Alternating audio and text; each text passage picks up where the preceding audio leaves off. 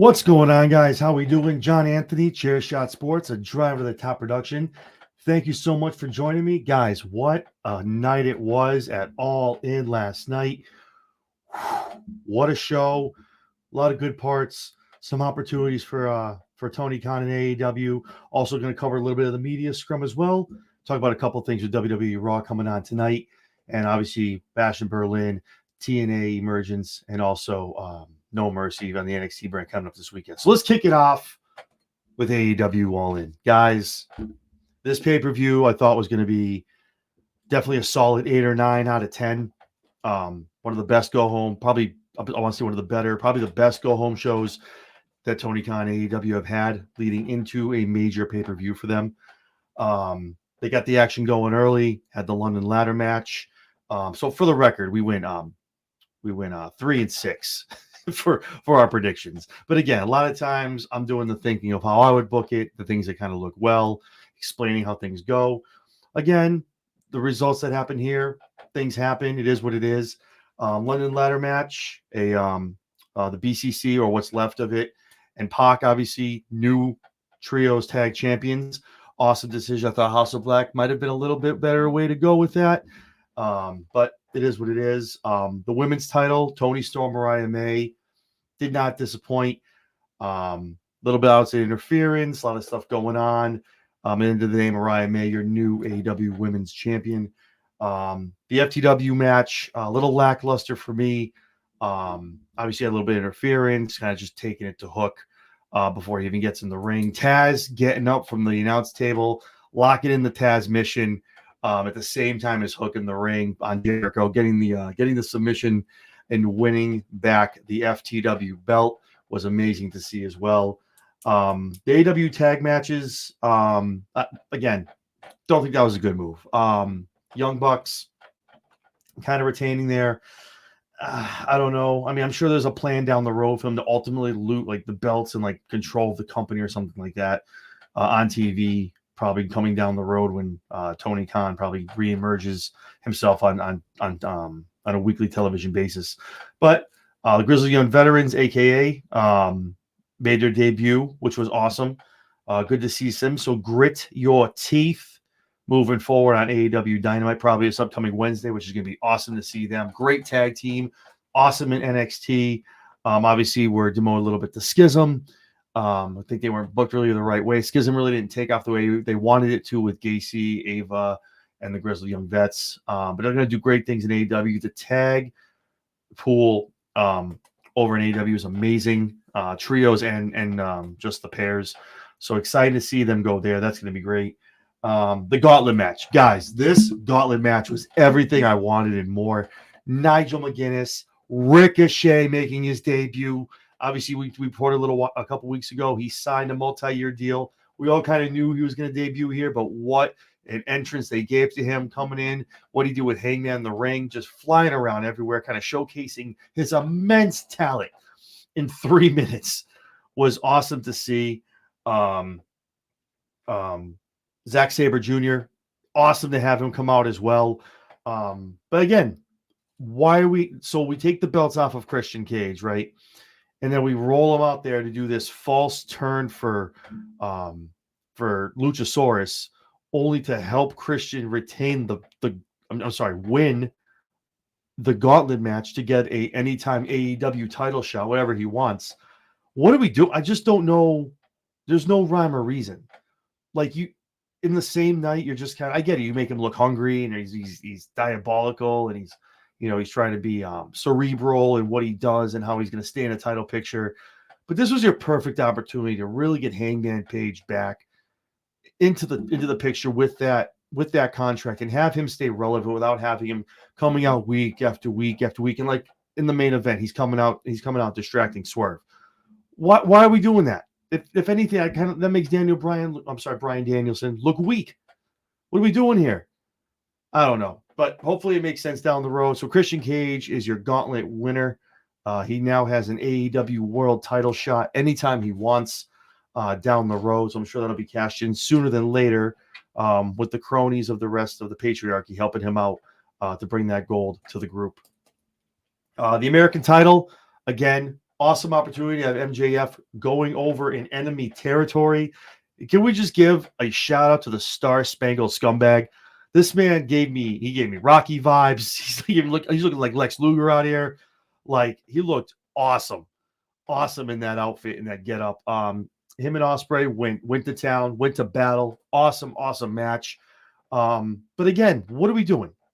Daniel Garcia out of nowhere, obviously interferes, gets MJF distracted. Ospreay's able to hit the Tiger Driver. But why are we doing this in these big matches that already have set rivalries? I get it. You could have brought Garcia back Wednesday. I would have, I would have thought MJF would keep the belt, right? And then maybe have Garcia debut or come back, return, right? And maybe have them feud, since he kind of cost Garcia somewhat of his career, quote unquote, put him on the shelf for a while. Now he returns. So I just don't understand the placement, and it just makes Ospreay look weak. MJF went toe to toe in the 59 minute and 57 seconds and won that belt from him. Toe to toe, pillar to post, no interference, all good. And then now you have Ospreay trying to get that belt back in his hometown, feeding off of Wembley, and you need Daniel Garcia to come and to help be the difference that he needs to beat MJF. Doesn't make any sense to me, man. Doesn't make any sense to me. You could have brought Daniel Garcia in Wednesday night. And now what are you going to do with MJF? Like that belt, and the fact that he's like, no, I don't want that American belt. He takes back the international. I really hope that on Wednesday night, MJF comes out and he's like, listen, no. You can have your international title. I don't want it. I'm still the American champion. I really hope they hold that title, which is obviously a quasi form of the U.S. title in AEW, which I love. That belt is banging. But yeah, another way I really thought MJF was going to go over here, but Ospreay gets to win again. The match was awesome, 5 out of 5 stars. Awesome match between the two. The TBS title, this match disappointed me to no end. The match between Mercedes Moné and Britt Baker, and I really don't think you can really say it's a lot on Britt Baker. Mercedes was exposed last night. She really was, and I'm sorry. You can come at me. If you listen to the prediction show that I had last week, I was singing her praises. She's looking better. She sounds better on the mic. But in a ring against someone like Britt Baker, where you got to bring your A game. The last time Britt put on a banger, I think it was Thunder Rosa. That's one of the few rivalries she had before she went on the shelf. But it's like Mercedes is out here, and she's just telegraphing the moves. I think she stayed in a one knee pose for like almost a minute, waiting for Britt to get up and do her rebound move off the ropes. And then she's bent over, hunched over. You see her move over to the left and turn a little bit and center herself so Britt can come off the ropes and execute the move. There's no fluidity. There's nothing like making the scene. We get it, guys. It's scripted. It's fake. We all know that. Okay, we get it. But the idea is to make it look realistic. That's why you have the walkthroughs. That's why you know the spots of what's going to happen. And Mercedes just makes it look. She's out there looking like a rookie. Moving on the ground, roll it over, try to get like when she's jumping off the top rope. The top rope moves taking 35, 40 seconds to get in place, get your hands ready. I mean, and not for nothing. Obviously, the women, you got to expect a little less of obviously the big moves and things like that, throwing each other around. The guys are obviously a little better at it because they're bigger, they're more built for it, right? But I was not impressed in the least. And the fact that she won, and the fact that she went over, wild. I know I'm not saying every time someone comes back on TV, and this rings true for WWE as well. When someone comes back, I'm not saying throw the belt on them. Hell, how long did it take Cody? You know what I mean? Like, I get it. But Britt is hot. One of the true pillars of the company. And Mercedes chasing that belt, chasing her for another 2-3 pay-per-views, probably lasting somewhere into January, maybe even Revolution. I just think it's a missed opportunity. The match, I think, was subpar. The wrestling wasn't that great. The result, I think, was a little not what people wanted. And it's not even a matter of what I wanted, the fact that I picked Britt Baker. But just if you look at the whole scheme of things, I think Mercedes chasing that belt, getting pissed that Britt came back and finally took her belt back. And now Mercedes like, no, I'm the rightful champ. AEW's mine now. And have her chase back and try to get that belt back. That would have been way better cinema than having Mercedes retain. And now we're going to have either a run back of Britt Baker and herself, or we have more challengers make themselves apparent going for that belt. Um, and then on the flip side, we go from there to the TNT title. Now this match was awesome. Great match. A little too quick for me. A little too quick. Loved the Sting return. The pop was immense. Loved it. Darby got his ass kicked. Didn't really put up a whole lot of offense. I love the thumbtacks on the face. Awesome match. Love the entrances for both. Love Jack Perry's entrance. Love the new title belt. I just think it was a little bit too big spots, hitting the coffin, things like that, doing the coffin drop. A lot of stuff like that. I like tying up the feet and the hands and kind of just beating the hell out of them. That was awesome. Thought it was a good time. Again, this is the one pick I did have Perry going over because it makes sense for him to really just kind of stick it to Darby. I don't know if Sting's going to hang around, maybe make an appearance on Wednesday night. We don't know. But Darby definitely should probably get another shot at this, probably at Full Gear. Probably winning it there, but having Perry go over it All In makes sense. Obviously, we have All Out. Very quick turnaround for All Out in 2 weeks. We'll be talking about that a little more toward the end of this week and next week. Yeah, and I mean that was great. The Sting return again was great. I loved the bag of glass with the pop and the CM Punk pose and people chanting, FCM Punk. That was great. Tell me a man lives in your rent free without telling me a man lives in your head for rent free. Like, dude, it's just the broken glass and everything. I love it. The pose, it was great. Great pop. I'm sure a lot of people at home were doing the same thing I was doing. Just like, oh, look at that. It was great. It was awesome. But big ups to Perry. Great win for him. Again, loving the belt. Hopefully he make that available at some point for purchase because that's an amazing TNT title.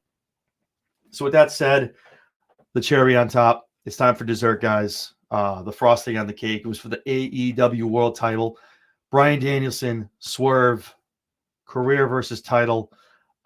This match hit you in the feels, man. The opener with her Bryan Danielson showing the family, going to the archive, showing the Ring of Honor footage, showing all the matches from back in the day. Obviously, they had nothing for WWE, which is unfortunate. But as I had said last week when we were talking about our predictions, I thought this is a great time for Danielson to kind of go out like this. Great way to go out on the sword in front of a huge crowd, giving Swerve the rub. In front of the family, having the kids watch him wrestle. But no, apparently Tony Khan saw us going a different way, and we decided to put the belt on Bryan Danielson. So Bryan Danielson is the American Dragon is your new AEW World Champion. Now I'm going to tell you why I have a problem with this. And no, it's not because I didn't pick him. First of all, it's not fair to Swerve. But you know what? Before I get into that, let me go. So great match, back and forth. Bryan Danielson did all the great moves, got in his bag, Swerve, all the house calls, big pressure. The fact that I'm pretty sure Danielson is the first person to ever kick out of big pressure. The Swerve stomps, everything. Awesome awesome match.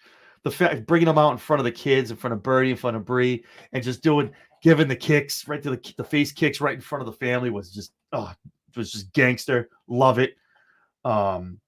End of the match comes. Here we go. And again, Hangman Page makes his way down, distracts Swerve because now he's lost the Owen Hart tournament. Now he's lost the gauntlet match, and he doesn't care where it is, how it happens. He needs to get his hands on Swerve again, right? So obviously he comes down, distraction, security gets him, they take him out. He beats up Prince Nana, so now he can't even help Swerve. Yeah. Bryan hits the knee, 1, 2, 3, man, and then just hits into the bell lock, the ultimate label lock, like snaps the fingers and just puts the arm and just ranks back, man. Great match again. Bryan Danielson is your new AEW World Heavyweight Champion. I can't be the only one that goes between Bryan Danielson and Daniel Bryan. I can't be the only one that still refers to him as either or. The man's the GOAT. How about that? He's the GOAT. That's all that matters. So with that being said, on a scale of 1 to 10, we don't do 5 stars and shit here. 1 to 10, I give it a solid 7.5. Solid 7.5. And get mad at me, come at me, hit me in the comments, email us, chairshotsports@gmail.com. Tell me why it should be higher than 7.5. There's no way you can sit there and tell me that, yes, there was great matches. MJF and Will Ospreay, the main event. Great matches. London ladder, good matches, big spots. I think a little too many spots, if you ask me, too many climbing up the ladder to knock him down. A little too much of that. But still a good match. The lackluster TBS match.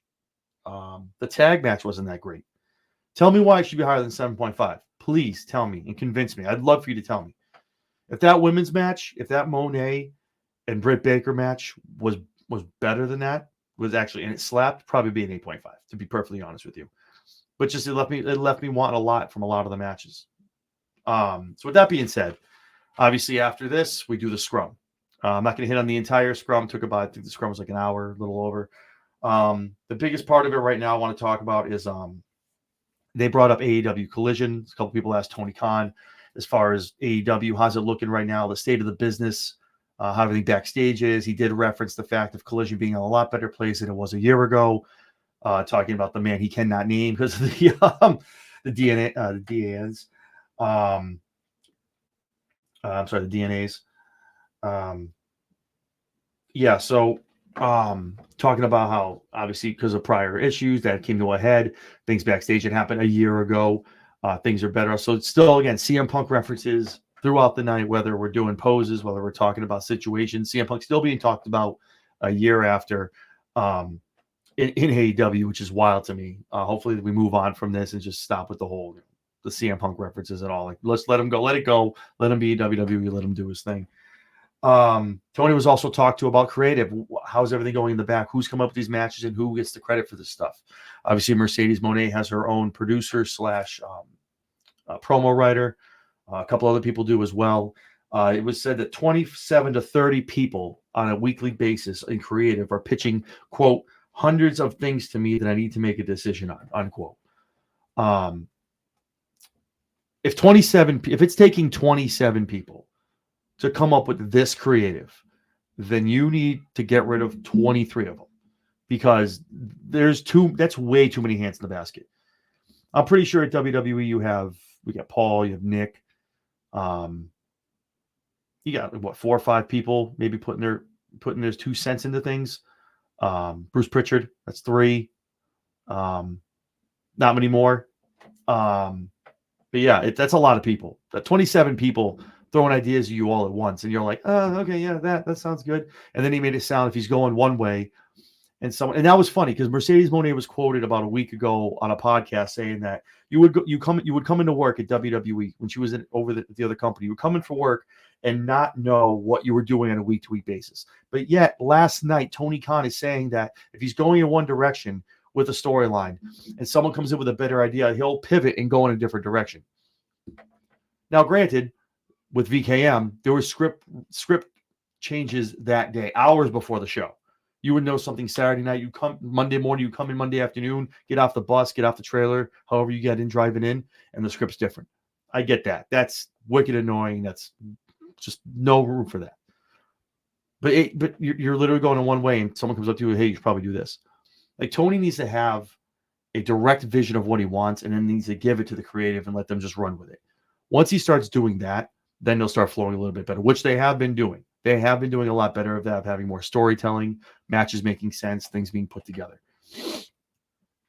And then the last thing I want to talk about is the Swerve Danielson match. The fact that Bryan Danielson is now your AEW World Champion. Now, the only problem I have with this, and I said this last week, is if Danielson wins, there's kayfabe, obviously. We talk about a lot of things. We talk about a lot of stuff that happens on TV that's said for TV and scripted. But one thing that's not scripted and not fake is that Bryan Danielson told his family this is the last contract he's going to sign. He told that to Brie. It's known. Brie's talked about it. If you watch Total Divas, my wife does, so obviously I've watched it as well. It's a thing. She wanted him home. He wants to be home, be a dad. He's missing his kids growing up. If you saw last night, they're not getting any younger. They're a lot bigger now, and it's great that he had that moment out there to bring them in the ring, and to do moves with the kids, and have them all, everyone just standing O for him. Have Brie in the ring with him as well. But then we go to the scrum, and a reporter goes, "What's next for you?" And the answer is, "I don't know. I need to go home, and I think it's time for me to go away, go home to my kids." You just won the AEW World Heavyweight Championship, and we don't know what's going on. If I tune in Wednesday and Bryan Danielson comes out here in the middle of the ring and announce some weird, I'm giving up I won it, I did what I needed to do, now I need to go home, and some stupid tournament is started for All Out since it's a quick turnaround, this has got to be the most selfish thing that Bryan Danielson, I think, has ever done wrestling-wise. And don't tell me, oh, it's a great moment. It was awesome. Yeah, it was. The point was for them to see him wrestle. We don't just use these titles as giveaways and for people to have their feel-good moments before they retire. All right? It sucks his kids weren't there to see him become undisputed champion at WrestleMania 30. It sucks. I get it. And that was a huge moment for him. A lot of people are saying that the moment from last night is bigger than the moment at WrestleMania 30. That's bullshit. That's just totally you shitting on WrestleMania and WWE. That man went on a 5-month odyssey of battling the Authority, overcoming everything, the yes movement, overtaking Raw, overtaking the ring, getting people from actually out of the stands into the ring to get that match. The way they got there, and told that story, probably one of the better stories that Vince told of Daniel Bryan, with the B+ player, not being an A+ player, the whole nine. Awesome, awesome stuff. And you're going to tell me he won the Owen Hart tournament to get his shot, so he'd have to go through a lot of he went through the tournament. I get it. And then he's given a shot, shows up. Yeah, he puts his career on the line and wrestles and wins the belt. Very little story there. Yeah, we get the story of him retiring. We get the story of his career. Where's the story with Swerve? He just shows up to whoever the champion was. Hey, I got a shot, so I'll be seeing you at All In. What? And this is very disrespectful to Swerve. If we come out Wednesday and now we just we donkey that title up into a tournament, or he just lays it down and then Tony Khan gets to make a decision of who gets it. If this is some weird way of segueing Adam Page and Swerve into a tournament to get them to get their hands on each other at All Out, I'm telling you right now, I'm going to be livid next week on the show. Wild stuff. Wild stuff. I would at least want to see a 2-3 month run from at least give me to a Revolution. Even if we know you're going to lose there, but how are you going to have an actual match with this guy? He's not. How he's going to defend his belt? You know he's giving it up. He's done. He's already talking about retiring. So every match, it's not even like, whoa, maybe he's going to keep it. No, he's going to give it up. It's a matter of who gets it. So I can see him walking out there Wednesday with the waterworks, with everyone coming out to the top of the ramp, streamers, however the hell they want to do it, and him laying the belt down in the middle of the ring and walking away. And then Tony Khan comes out with a huge announcement, and there's a tournament that's kicked off for 2 weeks into All Out. I don't see how any of that is fair to Swerve. Swerve deserved a way way longer tenure as AEW champion. For at least Revolution. Maybe give him 2-3 more months, maybe before the end of 2024. But this is to lose it like this, to not go to somebody who can take that ball. Give it to Paige. Paige is young. Paige's got a long way to go. Great heel run he could have with that belt. But we gave it to somebody just for the feel-good moment. If this was WWE, you guys would be chastising the hell out of this company. Coming for Triple Nose, whatever you guys call them that are AEW fans. Coming for the head of WWE that were just giving out titles to people so they can feel good. You guys do it for Bryan Danielson, and now it's okay because it happened in your company. Right?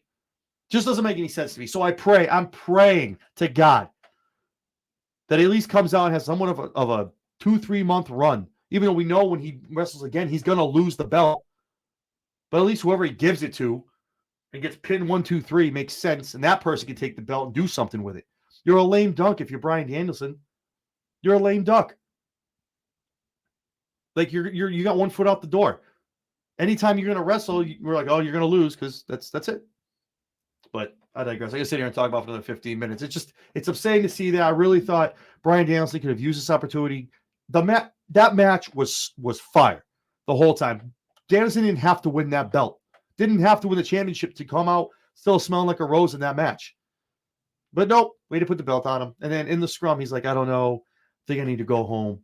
What? And Tony Khan talking about, well, we got to find out what Bryan wants to do with his future.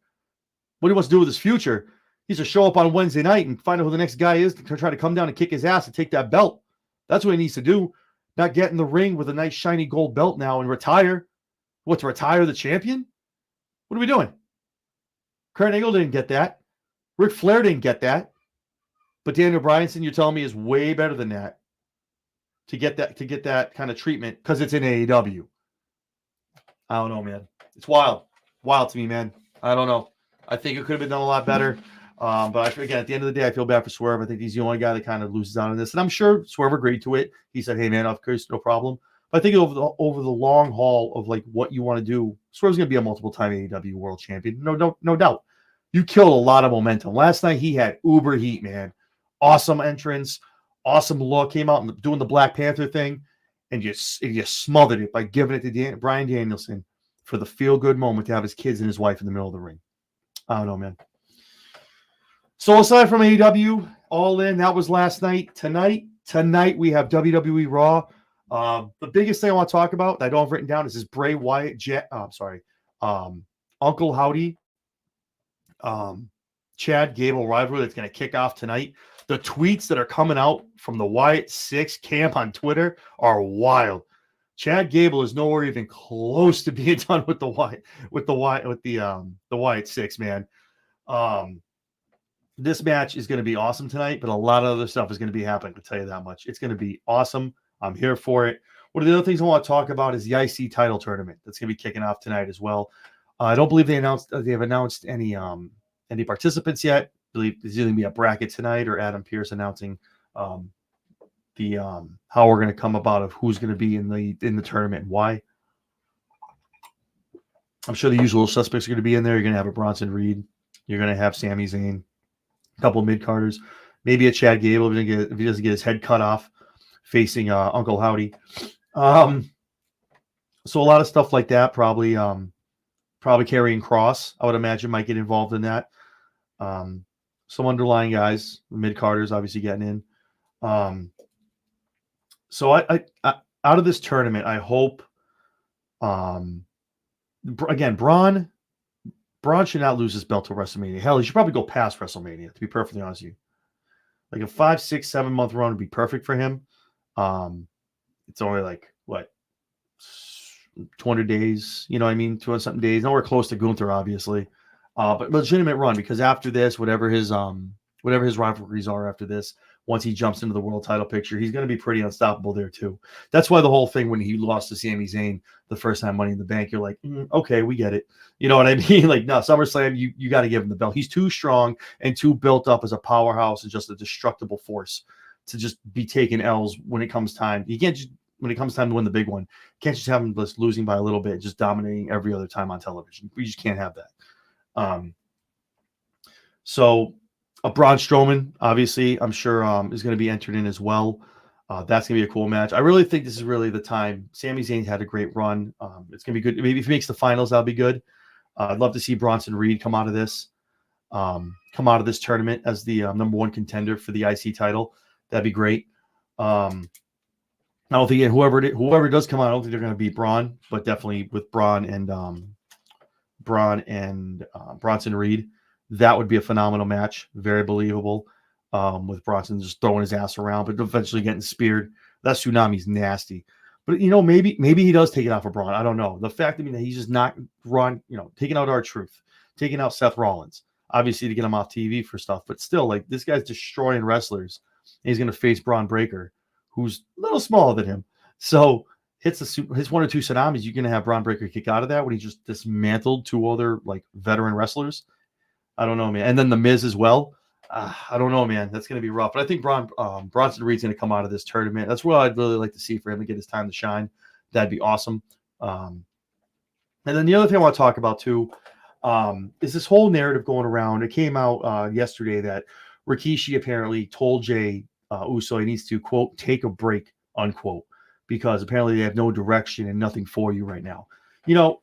I love Rikishi. I had the pleasure of meeting him about a year and a half ago. Great dude, man. He was awesome. Had my Bloodline shirt on, so we talked for a little bit. Just down to earth guy. I don't know if this is kayfabe. I don't know what we're doing here.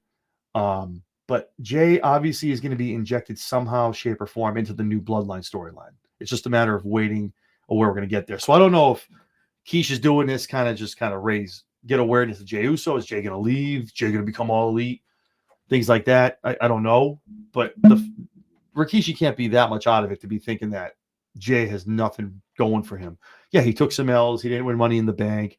He didn't win any. I get that. But to say he needs to get out of there because they have nothing for him and they're not writing him in the right way, that's a little short-sighted. And Jey's hotter than ever. He's got the yeet movement. merch is selling off the shelves. You see everyone in the crowd, especially all the kids, man. They love the stuff, the glasses, the shirts, the whole nine, the fingers, the hands when you're eating with him. He's on fire, man. He's making a lot of money. He's very popular. It's almost at a point right now, Jay doesn't have to be in the title picture. So he's in a good rivalry and he's getting some wins. People love him. He's going to be selling a lot of stuff out. But I think it's got to be a matter of where he's going to end up playing a role in the Bloodline storyline. You got to go back and help Roman. Jimmy's coming back anytime now. I don't think Bash in Berlin pretty much, but probably after that, setting up whatever the War Games is going to be for the Bloodline. So, but I just think it's a little weird. Which is that being said, Jay's done a phenomenal job. Jay's got his whole career ahead of him. He's got some quality years left in him. He's proven he can be a top tier talent, get over, sell the merch. He works the crowd like nobody else. And that was lacking when he first came out, but now he's got it. The run with Cody was amazing. It really set him up into the echelon as well when they were tag champs. That was cool. So, but yeah, I think that's kind of weird with Rikishi coming out, kind of talking about, he should take a break and maybe go somewhere else if he needs to because I'm not writing him out the right way. I'm like, dude, are you watching the product? Do you know what's going on? He's got it. I feel like it's some kind of kayfabe way to kind of like get some smoke for Jay and kind of have a sense of urgency and have people put him in the right place so he doesn't leave. And the other thing is I want to talk about, we talked about last week, my big prediction for the main event, with totally the other 180 of Bryan Danielson winning, was my thoughts of the Hurt Business debuting. Or the Hurt Syndicate, I should say, the reborn Hurt Business. Still holding out hope that this upcoming Wednesday, maybe Swerve gets that pissed off about losing the belt. Maybe now he goes in and enlists some guys to help him out. Maybe he gets attacked by Hangman Page. Goes and gets recruitment. Maybe Page attacks him in the ring if he has a match on this upcoming Wednesday. And maybe at that point the Syndicate come down. Maybe it's Powerhouse House. Maybe Lashley makes his debut. Maybe it's MVP. You know what I mean? But yeah, that could be awesome to see them finally debut and kind of start building that up toward Revolution. I think those guys should definitely, if Swerve's not the champion, you definitely have other gold in there. You could probably have them be new trio tag champs down the road, at least maybe tag champs once the Jacksons drop it, the Young Bucks. And obviously Swerve eventually is going to get that belt back. And maybe they're setting him up to win that back at Revolution. I don't know. To have him wait that long when he's this hot is a little weird to me. Or maybe have him go for another title just to have some gold on him. That'd be cool as well. But it's weird to me. Last night, the show was great. I don't want to come away like I'm shitting on it. It was great. You know, for my bang for my buck. No complaints. But just I feel like a couple matches were just a little lackluster, and Bryan Danielson, the GOAT, however you want to call him, winning that championship. And if it's just going to be some kind of quick interim thing and a turnaround for All Out, I just feel like that's a disservice to Swerve and a little selfish on Danielson's part. With that being said, guys, Raw is going to be awesome tonight. We got a lot of shows coming out this week. We have some Bash in Berlin, TNA Emergence, and also some WWE NXT No Mercy prediction shows coming up. And we also catch us live tomorrow at 8 o'clock with Princess Skywalker and another guest. We'll be going diving even deeper into the AEW All In results.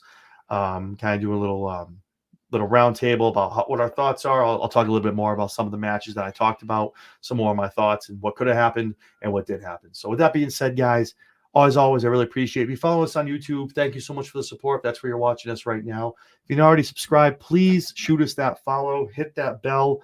New shows every week, obviously before and after every pay-per-view and PLE. We're doing prediction shows. We're doing roundtables. We're doing post shows. So definitely check us out. If you're not following us already, join the 16,000 strong on Twitter, and also at Chairshot Sports, and also on Instagram and Facebook, all the same at Chairshot Sports, and our emails at chairshotsports@gmail.com. Drop us a line. Some really good emails we'll read it here on the air. So I appreciate it. Again, guys, I'm John Anthony. This has been Chairshot Sports, a Driving to the Top Productions. Get comfy, get a drink, and get ready because Raw is going to be fire.